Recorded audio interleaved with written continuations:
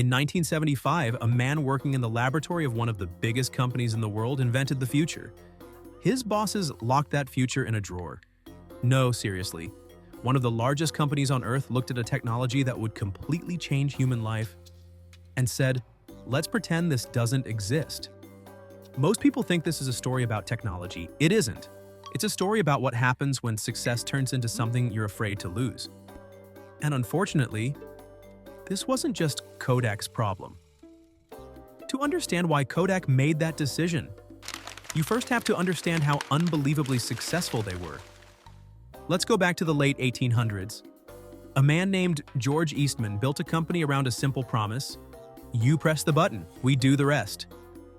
People loved it. The company was called Kodak. The name didn't actually mean anything. Eastman simply liked the letter K and thought it sounded good. But that meaningless word eventually became one of the biggest empires in the world. By the 1970s, if you took a photograph, there was a very good chance Kodak made money from it. In 1976, Kodak controlled around 85% of the camera market in the United States. Film, around 90%. Kodak wasn't selling photographs. It was selling memories, weddings, birthdays, graduations. People even had a phrase for life's most precious moments: a Kodak moment. The business model seemed perfect. Sell the camera cheaply. Make the real money from the film. The more photos people took, the richer Kodak became. At its peak, Kodak employed more than 180,000 people. It had its own power plants, its own fire department. This wasn't just a company, it was an empire. And empires rarely imagine that they can fall. Then Steve Sasson came along. In 1975, this 24-year-old Kodak engineer built the world's first digital camera. Calling it a camera might be a little generous. It weighed almost 4 kilograms. It looked like a toaster that had given up on life. The image quality was terrible, just 100 by 100 pixels. And saving a single photograph took 23 seconds, but it worked. Sasson proudly presented his invention to Kodak executives, and almost immediately, everyone in the room saw the problem. A digital camera meant no film meant no processing, and no processing meant no profits. According to Sasson, one executive responded, "That's cute, but don't tell anyone about it." Just think about that. You invent the future, and then you put it in a drawer. Here's the interesting part. Kodak wasn't blind. They knew exactly what was coming. They invested in digital technology, they acquired patents, they even sold digital cameras. Again and again, like they found the right door. And again, like they chose not to walk through it, because the same question kept coming back. What about our film business? And every single time, that question won. The thing that had made them successful, it became the thing they couldn't let go of.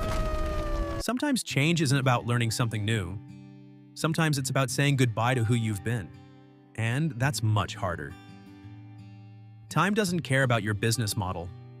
By 2003, digital camera sales had surpassed film cameras. Kodak started fighting back. But by then, it was already too late. And in 2012, after more than 130 years, Kodak filed for bankruptcy protection. The company that invented the future had been crushed by it. Or at least, that's the version of the story most people tell. But Kodak didn't fail because it missed the future. Kodak understood the future perfectly. It knew exactly what digital photography meant. It meant giving up the thing that had made the company successful. And that idea terrified them. At the same time, Fujifilm was facing the very same problem. But Fujifilm accepted a reality Kodak couldn't. The old identity was gone. So Fuji reinvented itself. Today, it operates successfully in industries ranging from healthcare to cosmetics. Kodak, meanwhile, kept trying to protect what it had always been. Fuji chose to become something new. Maybe that's the real story. Not technology, not cameras, identity. Now stop for a moment and look at your own life. The human brain prefers familiar pain over an unfamiliar future. Kodak's story might be your story too. The job you keep because it pays the bills, even though it makes you miserable. The relationship you can't leave, simply because it has become familiar. What's the film business in your life? What's the thing that once made you successful? but might now be holding you back? Could the identity that makes you feel safe today become the reason you struggle tomorrow?